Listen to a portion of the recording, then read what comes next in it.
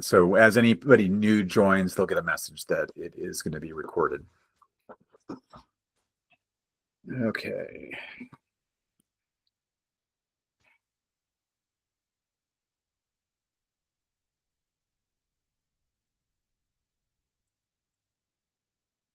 All right, well, I'm going to go ahead and get started. And as people join, we'll let them catch up and we come back to any questions that they might have.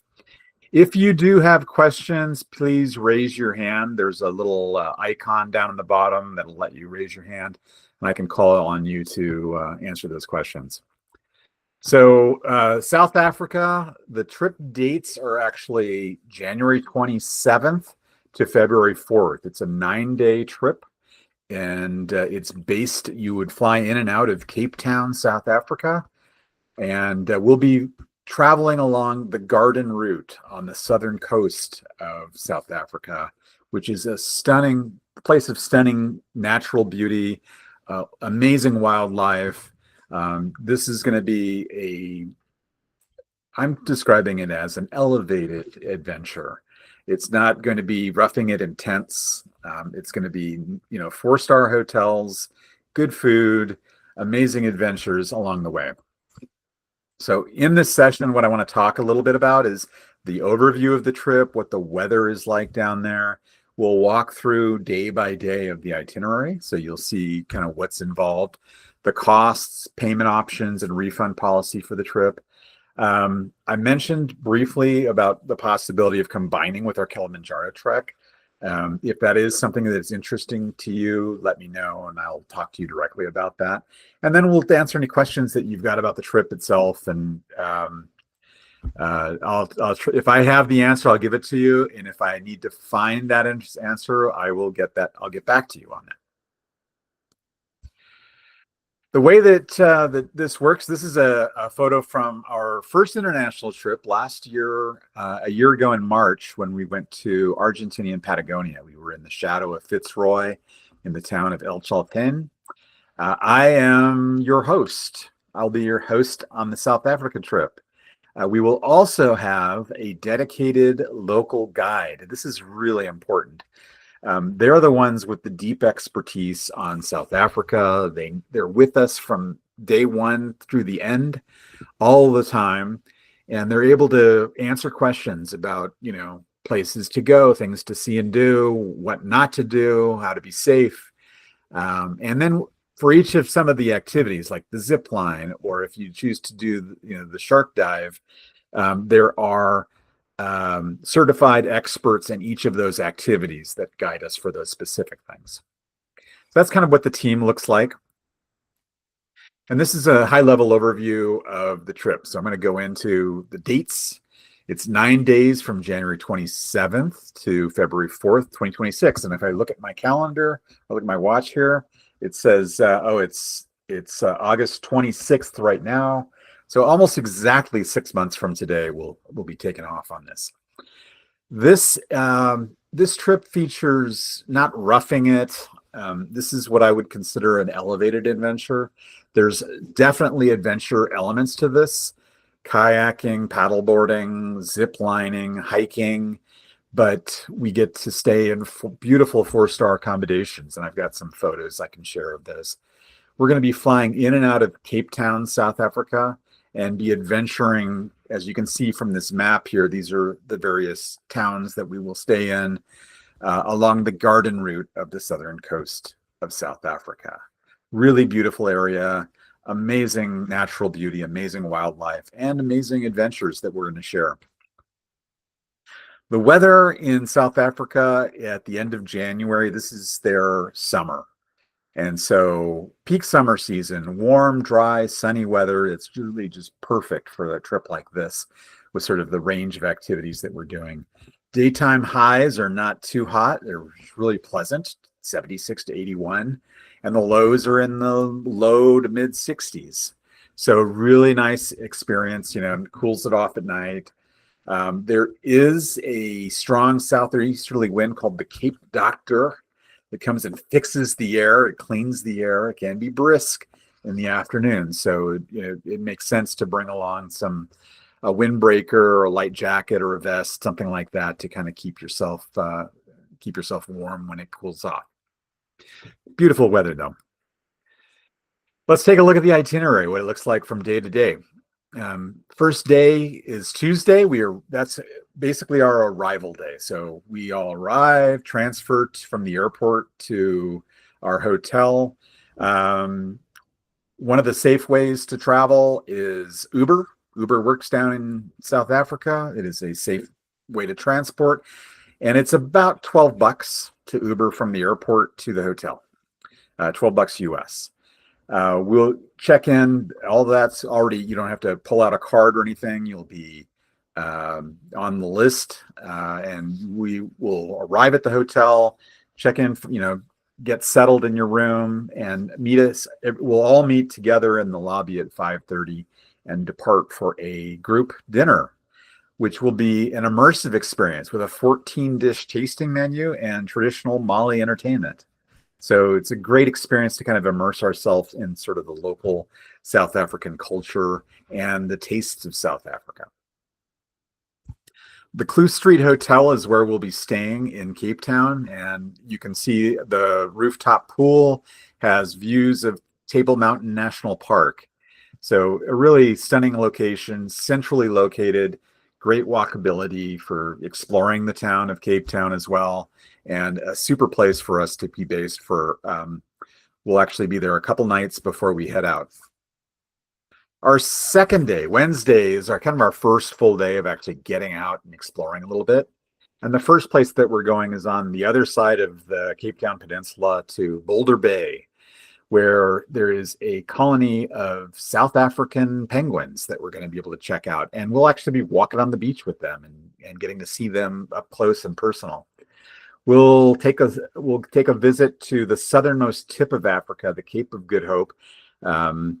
And we will also take the cable car up Table Mountain, which is a national park that is right on the edge of the city of Cape Town. And, amazing views from the top. So, there's Cape Town down below. You could probably, if I could, our hotel's sort of right there in the middle. And amazing views of the coastline, the mountains, and so forth. Hey, Harvey, thanks for joining us. We're just kind of getting into the itinerary right now. So this is the tram up to the top of Table Mountain, which we'll do on our first full day of exploring. The third day, Thursday, we're going to go and do a zipline adventure that includes a 4x4 and drive with a hike to reach the start of this thing. There are 11 total zip lines that we'll ride, and we have to climb across a suspension bridge. You can kind of see in the background of this picture here, the double falls. So we're actually going over a gorge with waterfalls, and pretty exciting, pretty exhilarating. If you've never done a zip line, it's a ton of fun, and I'm super excited about that. It's going to be a lot of fun. And then we'll continue on to the town of Hermanus, where we'll stay at Harbor House Hermanus. And you can just see here, nice green grass, swimming pool overlooking the ocean. It's not bad. It's a nice experience, nice place to stay. And that's the sort of typical of the kind of accommodations that we're going to have on this trip. It's not a hostel. It's definitely not a tent. It's going to be something a little bit nicer than that, quite a bit nicer. Day 4, we're going to travel to Gansbaai, where we get a chance to either do the optional shark cage dive. Yeah, that's the thing. Or it's just exploring the beaches of Gansbaai. Afterwards, we'll continue on to Albertinia, and that evening have a sunset Big 5 safari. So the Big 5 animals that we'll be able to see: lions, elephants, water buffaloes, leopards, rhinoceros, and follow that with an authentic African buffet dinner. So a pretty cool experience. You can see an example of sort of the shark cage, the diving cage there. We don't actually dive deep. You're only going about 1 yard or 1 meter below the surface of the water. If that's something you want to do, you don't have to do that. And then we'll have a chance to actually go on the safari at sunset. So have that golden hour opportunity for photos and video. And then the place that we're staying again, has amazing amenities and a chance to just kind of, really a park-like setting right on the savannah. Day 5, Saturday, we do a sunrise Big 5 safari. And then we travel on to Plettenberg Bay, where we have the option of stand-up paddleboarding. And if you've never used a stand-up paddleboard, it's a lot of fun, and it's a really great way to be able to see sort of the area right in the bay. So we're getting a chance to, again, see some really beautiful experience along the coastline there. And we'll be staying at Plet Quarters. So you can get a sense of that. This is actually the Plettenberg Bay, and you can see a group paddleboarding there. It's a great way to sort of bond as a group. It's a great way to experience the outdoors and the beautiful weather. And you can see the hotel is a gorgeous spot as well. Again, swimming pool. Imagine, at the end of the day, sitting together around under an umbrella, by the pool, watching the sunset and looking out over the ocean. It's not going to suck. It's going to be pretty nice. Day 6, we're going to see Monkeyland and Birds of Eden sanctuaries. These are two ethical sanctuaries with hundreds of species of birds and dozens of species of monkeys and primates. So it's they do a lot of good work as sort of helping nurture some of these species that some of them are endangered back to health, and helping get them healthy to be able to go back into the wild. We also will go snorkeling. So we're going to go out into the ocean on Robberg Beach. We're going to snorkel with the seals and head back to the Plet Quarters Hotel. So that one that we looked at on the previous slide, this one here, we're going back there again for a second night. And you can see, just what it might look like, snorkeling with some of these seals out there. It's going to be awesome. Day 7, Monday, we're going to do a coastal hike. There's some options here on, how far you want to hike and what it looks like. But this is basically what it looks like. If you look closely, you can see on this photo some boardwalk areas around some of the rugged parts, and you can even see in the distance some people out on the sand, assuming the tide is out. So you can go quite a far ways if you want to. We're going to have a chance to really explore this sort of rugged, beautiful, awe-inspiring terrain. And then we're traveling to Outshorn, and I don't know if I'm pronouncing that correctly, but we're going to experience the Kango Caves. It's a chance to see the stalactites and all of the other formations, cave formations you might see. And we'll be staying on the Bolteskop Game Reserve. So here's a picture of the caves and some of what you'll see on that trip. So a lot of really cool formations there. This is a little map of the Roberg Nature Reserve, that peninsula where we'll be hiking. And you can see some options as far as where we want to go, if we want to cut across, if we want to go the full loop, or how we want to do that. And then you can see the game preserve and sort of what that's like. Even though it's a game preserve, it's this very elevated sort of experience. It's 4-star accommodations. Day 8, there is an option for a sunrise meerkat safari. So this is one of the smaller animals, and sunrise is really the best opportunity to capture these animals and to see them in the wild. So that's an option that we can choose for.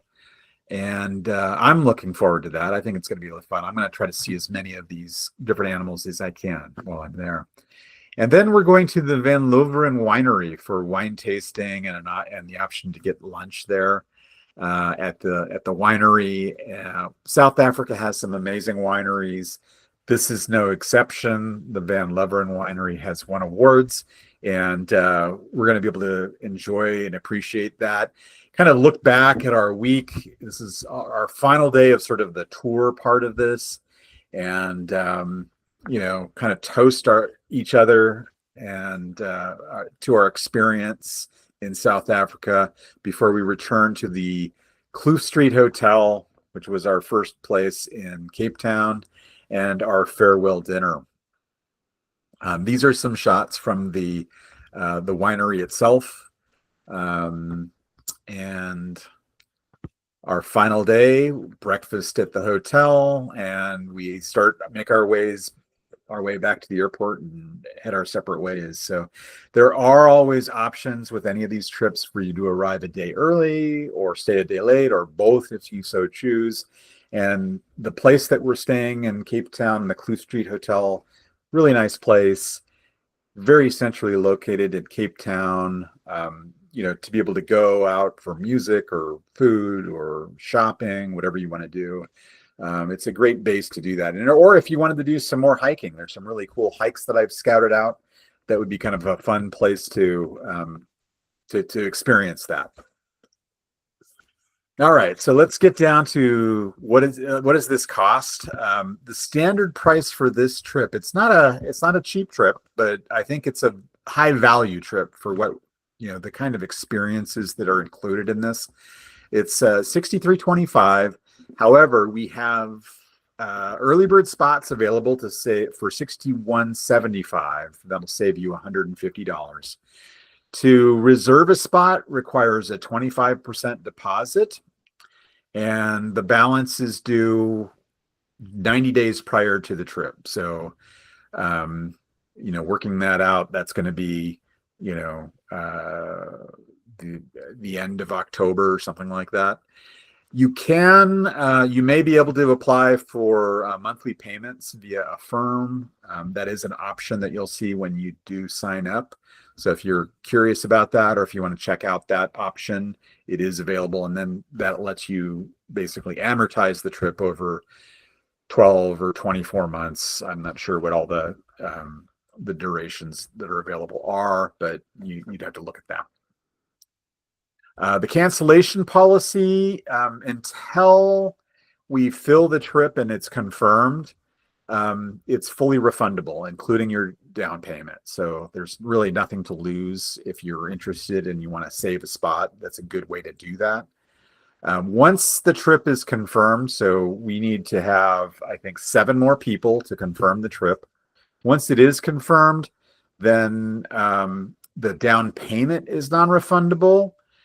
But any additional payments are refundable. And as long as it's outside the 90 days before departure, you still actually get a credit for your 25% down payment that you can apply to another trip, minus a $100 cancellation fee. So you can see all of this on the website. I'll show you that in a moment. Once we hit the 90-day mark and it's 90 days before the trip, then it's everything's non-refundable. So if that would be a good reason that you might want to get trip insurance for some of that and make sure that your coverage would include that. So if there is some kind of a family emergency or medical emergency you need to cancel, you'd be able to retrieve some of that fund back. To reserve your spot, I'm going to actually go to the website and show you this. But before I do, I want to just actually, I'm going to do that now. So I'm going to let you ask any questions you might have. There is a little hand icon where you can ask a question. And let's see if I can switch this. And I'll figure out if I can do this. Oh, here we go. All right. So the website, I will share the link to this in the chat.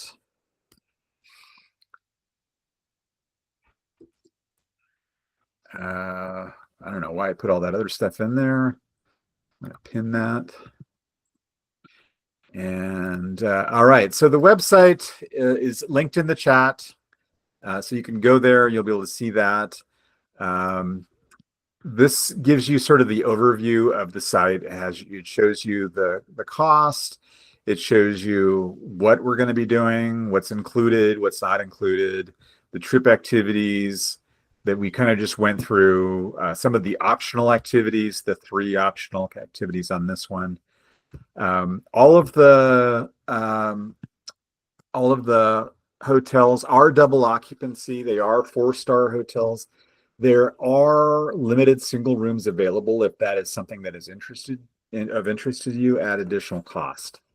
There are some exclusions. This does not include your flights or visas or travel insurance, tips, food, alcohol, except as noted above, the breakfasts and dinners that are noted there. And our airport transfers, which I mentioned. Uber works in Cape Town, reliable and safe, and about $12 without tip from the airport to our hotel. So it's fairly affordable in that regard. If you scroll down, you'll see the itinerary with the map, and you can kind of see all of the different places we'll be going. And then the itinerary itself, which if you click on show more days, it actually expands all of the days. So you can see all of the detail behind that and, what we're doing and how long it takes and how much time. So we're spending about 6 hours at Table Mountain National Park. The zip line tour will be about 4 hours and so on. So you get a chance to see, kind of all the details behind that. And they'll even give you suggestions about, what to wear, that kind of thing. Also on this page, when I scroll to the bottom, you'll see all the details about the cancellation policy and travel insurance with trip cancellation coverage. Good idea. So just to, if something came up and you broke your leg and you couldn't travel, you have a way to get some of that investment back. All right. A few other things I'll just mention. I am your host for the trip. This will be my 4th trip that I've done through TrovaTrip, including Patagonia, Iceland, Kilimanjaro the week before this, and then South Africa. And I've got 5 stars with over 7 reviews from our past travelers. So and we have people who've repeated and who joined us from Patagonia to Iceland or are doing, Kilimanjaro or are doing South Africa and have done other trips. So I think that says a lot right there. There is a destination guide. So once you register for the trip, you'll have access to all of this information. I can actually share a link to this. There's nothing really magic about it, but it talks about sort of the activity details and some of the, dive, the information about the shark cage dive and other limitations for some of these things. Information about visas, passport validity, the currency and payments. 15% is typically customary for restaurants in Cape Town and throughout South Africa. The time zone is 7 hours ahead of Eastern time zone. So it's going to be a big time zone change for some of us here on the West Coast where I am in Pacific time zone. That's 10 hours ahead of us. So that's hard. So be aware of that. There's a great packing checklist for South Africa of kind of what you need, for this. What kind of clothing to bring. Obviously, bring a bathing suit for the snorkeling, for the paddleboarding, and for the pools that we'll be enjoying. Make sure that you've brought along insect repellent, sunscreen, all of those things that you think you might need. And then for your safari, camera with telephoto lens, binoculars, memory cards, headlamp, day pack, reusable water bottle so that you stay hydrated. All of those things are going to be useful for you. And then it goes into some of the details and other information about South Africa in general, some of the food of South Africa, grilled meats, bobotie, spiced meat dish with egg-based topping, and so on. So these are things that we'll probably get a chance to actually try firsthand. And, cultural greetings, ask permission before taking pick photos of people, especially in rural communities, cultural sensitivity, wildlife interaction. All of the experiences that we're going to have are, ethical wildlife experiences. So we're not in a petting zoo. This is not a place where we're feeding the animals or that sort of thing. We're experiencing the animals in as natural a habitat as possible. And just some, basic tips, information about tipping, luggage restrictions, and all of that. So all of that's available on there as well. All right, with that, I'm going to just stop for a moment and take a quick poll and just ask who's excited about visiting South Africa, if not now, maybe someday in the future. Who would love to do that? Oh, John, of course, yeah. Harvey and Mina, I'm sure that you're interested because you're here, so that's awesome.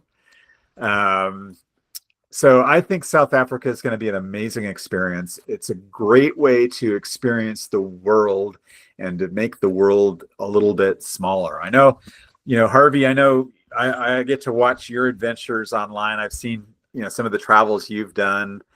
And I think you would probably agree it's true, like being able to experience different cultures, different countries, and different people in different places helps us, make the world a little smaller and makes us all feel a little closer together. And I think that's a real positive thing. Questions about South Africa, questions about this trip, questions about, booking or reserving a spot. Any questions whatsoever? This one is 2 days after Kilimanjaro, right? It is. So the Kilimanjaro trip, which I know you're signed up for, Harvey, is finishes on the 25th. So we fly, the 25th is we have breakfast and then head out. So this starts on the 27th. So yes, 2 days after. And it's going to, one of the things that I'm looking at is the flights from Tanzania to Cape Town. And there's no direct flights. It's going to involve, like at least 2 flights. So maybe flying up to Ethiopia and then to Cape Town or something, So it's, I figure it's going to take a day, all of the 25th, and maybe even arriving on the 26th, depending on what flights you choose. I looked at the costs from Tanzania to Cape Town, and I've got an alert for that.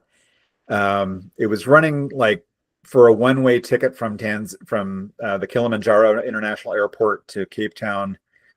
It was running around $500 to $600 at the time that I last looked. That may have changed, but that's kind of what I'm hoping for, something under 1,000 to be able to make that trip. And then that of course factors into how I book Kilimanjaro. So I have not booked my flight for Kilimanjaro yet because I want to make sure, am I doing one way to Kilimanjaro, then to Cape Town, and then back home to the West Coast?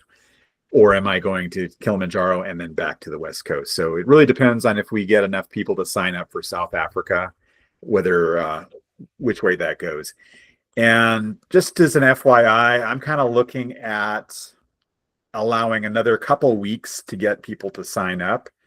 And if that happens and we're, it looks like we're going to book it, then we'll go.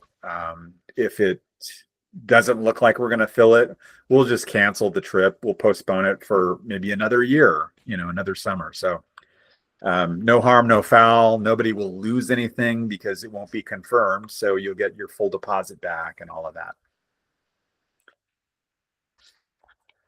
Mina, do you have any questions about South Africa? Are you excited about the trip? Does it sound interesting to you?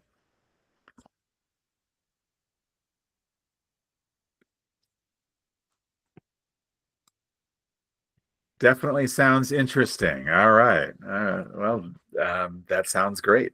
So she typed in, I don't know if everyone can see that, but yeah, not sure how feasible it is for this year. So it might be something we, depending on the interest that we get. We did have 6 other people who had RSVP'd for this that did not show up. So I don't know if they missed the link or missed the email or something else came up or they couldn't attend. But we'll follow up with them and we'll see exactly how much interest there is. Like I say, if it looks like this could happen, we'll know within the next 2 weeks. So by the middle of August, I'll make a decision whether this is going to continue on or whether we're going to reschedule it, possibly for 2027. Maybe that's what we need to look at, is look forward a little bit. Joan, do you have any questions? No, I'm good.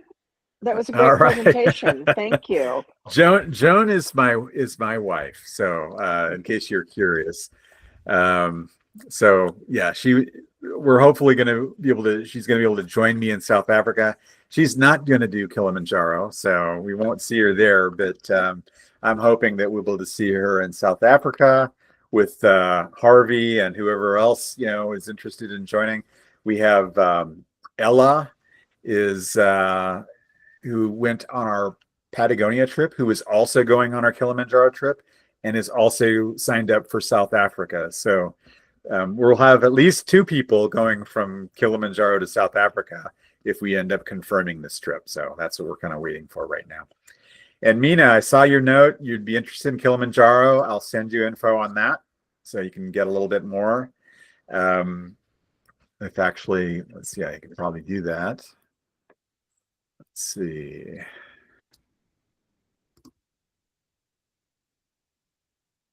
Give me a second and I'll actually send you a link.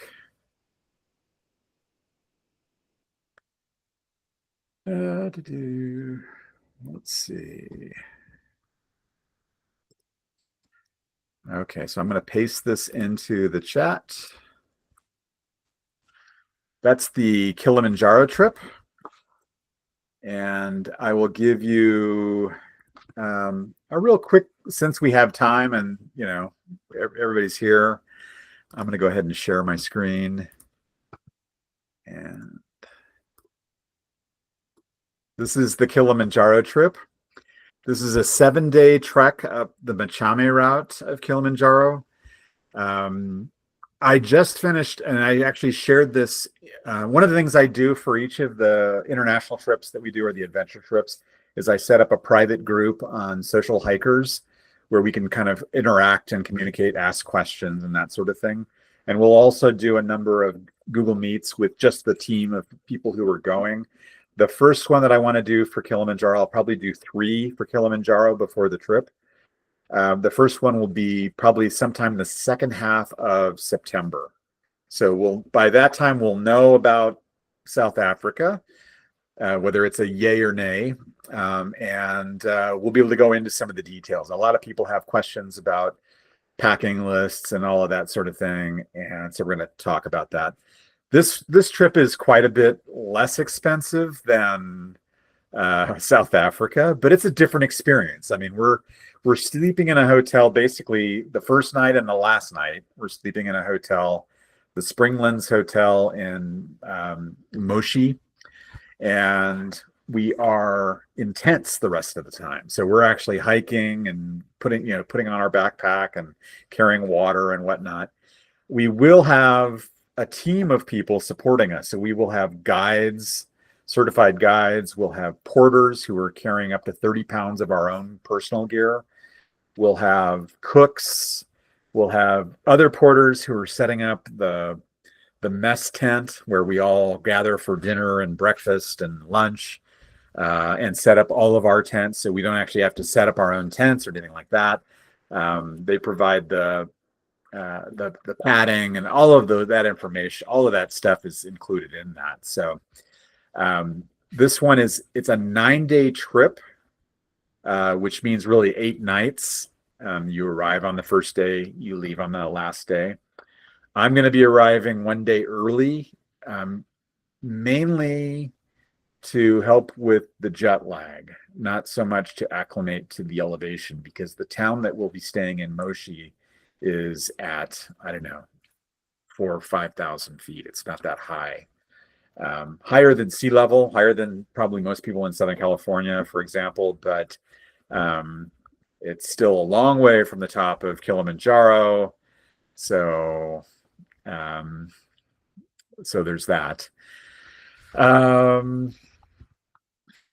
And all of the information there is kind of in along this, tent and sleeping mattress is included, purified drinking water, all the city transfers, local guides, cooks, porters, park fees, the permits, then everything that you need for camping, conservation, and search and rescue.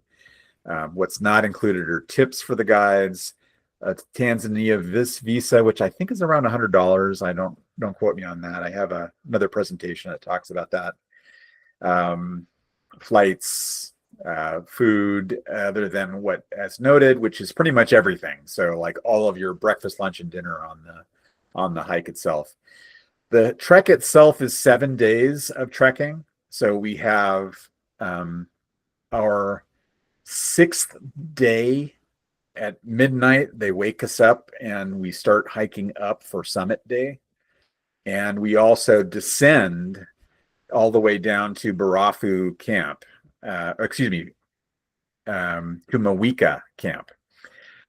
So we're going to be descending a lot on the 6th day. And then the 7th day, we go from Mawika camp down to the base. And that's a pretty short route. I've got a Google Sheet that I've shared with the group that kind of breaks down the mileage and the elevation gain each day. And all of the other details are available on here, as far as like what's involved on each day, how far you're hiking, how much time is involved. And generally speaking, the hikes are, the pace on these hikes each day are about 1 mile an hour. That's sort of the general pace. So they really want you to go slowly. They don't want you to get out of breath as much as possible, though. As we get higher and higher, that's going to be more challenging. And an amazing experience. This is like a trip of a lifetime to climb Kilimanjaro. There's no guarantees that everybody in our group will make it up there.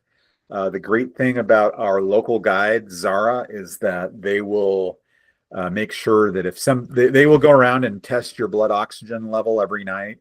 And if it's dipping too low, they'll monitor you more closely. And they may make a call that says, it's unsafe for you to continue. We need to get you down to a lower elevation. You're going to have some symptoms of altitude sickness that could be problematic. So they will accompany you with a guide back down to the base and make sure that you get the care and attention that you need, if you need supplemental oxygen or whatever that is. So it's super, safety is like the number one concern here. The other thing that's a variable on a mountain, on any mountain, but particularly a mountain like Kilimanjaro, is that the weather is an unpredictable factor. It could be that there's a storm on the mountain and the winds are too strong and it's unsafe. I ran into this experience when I attempted to climb Mount Rainier in 2021. We got up to our high camp, which is at 11,500 feet, and we were camped in our tents, and there was 36 inches of snow overnight, and winds of sustained winds of 40 to 50 miles an hour with gusts to 90, and it looked really gnarly. And the guides made the call that that was it. We're not going to go further. It wouldn't be safe. So we were disappointed, but we also had an amazing experience on the mountain. And I'm sure that'll be true no matter how it ends up on Kilimanjaro. Of course, we're all hoping to summit, and I'm because we have a 7-day trek, we have a really good chance for that, because there's a lot of acclimatization that we'll be doing on each of the days, and actually climbing up and then descending so that we sleep at a little bit lower elevation. And it's, I think, a really good plan for a successful summit. And that's Kilimanjaro. So there's the details about that.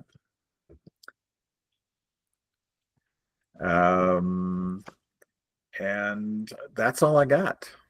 So anyone else have any other last thoughts or questions? Hey Jeff, I just checked the Tanzanian government website. Apparently, Yes. U.S. passport holders will be issued a multiple entry visa for the the visa that will be issued. So you can Yeah, come back but again and again for. Basically, according to the Tanzanian government website, U.S. passport holders are required to apply for a multiple entry visa, even though it's only most of us will only be there for that one occasion. Right. They listed that for U.S. passport holders, I guess. Interesting. Yeah. That's what they said. But the good news is that U.S. passport holders will be given the option to either apply in advance for an e-visa or get it on arrival at the port of entry. Yeah. So I'm gonna look. I'll probably do the e-visa just because I don't like waiting in lines when I get to the airport when we arrive. But we'll see how that all works out, and share that on our Google Meet for the team. Yeah. And I would also monitor the Tanzanian government, since that's the official policy, and what types of visa they offer and all that. Yeah, exactly. Yeah. Yeah, I made the mistake when I went to Bolivia the first time after Machu Picchu. I didn't realize U.S. passport holders were required to have a visa. Fortunately, they allowed visa on arrival as long as I had the documents, and I was able to get it and enter the country the first time. Yeesh. Yeah. But the visa they gave me was a multiple entry, good for 10 years. So that's why I made a second trip to Bolivia back in November. Yeah. I saw another question here from Mina about the South Africa trip. Yes, the price is based on double occupancy. So that there would be an add-on for single occupancy, and there's a limited number of single occupancy rooms. It's going to really depend on the size of the group and that sort of thing. But what they will do is pair you up, so you'll be paired with somebody. They won't pair like a guy and a gal together unless they're traveling as a couple. So you'll get a chance to meet a friend, a new friend. And that's worked out really well so far. That we've had that experience on both Patagonia and Iceland, and it's worked out really well, where people have somebody who's basically like a buddy that they're never really alone if you want to go go for a walk and explore the town or whatever it might be. So it's kind of nice to have that. But you do have the option to pay for a single occupancy room if that's what you're interested in. One last thing I'll say before we wrap up, I do have 2 other trips sort of on the calendar, and these are all on socialhiker.net.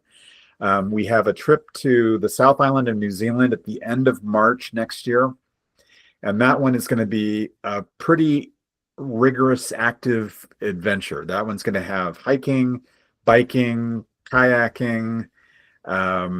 It also has wine tasting, and it also has us staying in hotels along the way. So we won't be tenting it anywhere, but it's going to be a pretty neat experience on the South Island of New Zealand. And the last one is right now is a trip to Peru. So you mentioned Machu Picchu, Harvey. We're going to be doing the Salcantay trek, which goes up over 15,000 feet. Yep. And it's a 4-day trek, so 3 nights, and will be intense. The other times we'll be in hotels in either Cusco or Aguascalientes, which is sort of the village, the gateway village to Machu Picchu. And so that one's another great trip. If you're interested in, if Machu Picchu is on your list and you'd like to do it with some adventure involved, the Salcantay Trek is going to give you a taste of that too. So glacial fed lakes, high altitude, snowy peaks, and diving down into the coffee plantations, on the other end of that trail. So really cool experience and a chance to see Machu Picchu at the end. Looking forward to that as well. So check those out at socialhiker.net. Look to our events calendar and you'll see the details, or just reach out to me and I can send you a link and give you all the details on that. That's it for tonight. Thanks, Mina. Thanks, Harvey. Thanks, Joan. Thanks for joining. Hopefully this was useful, and I will get with the folks who RSVP'd who didn't show up, those dark dastardly bastards, and hopefully get them excited about joining us for South Africa.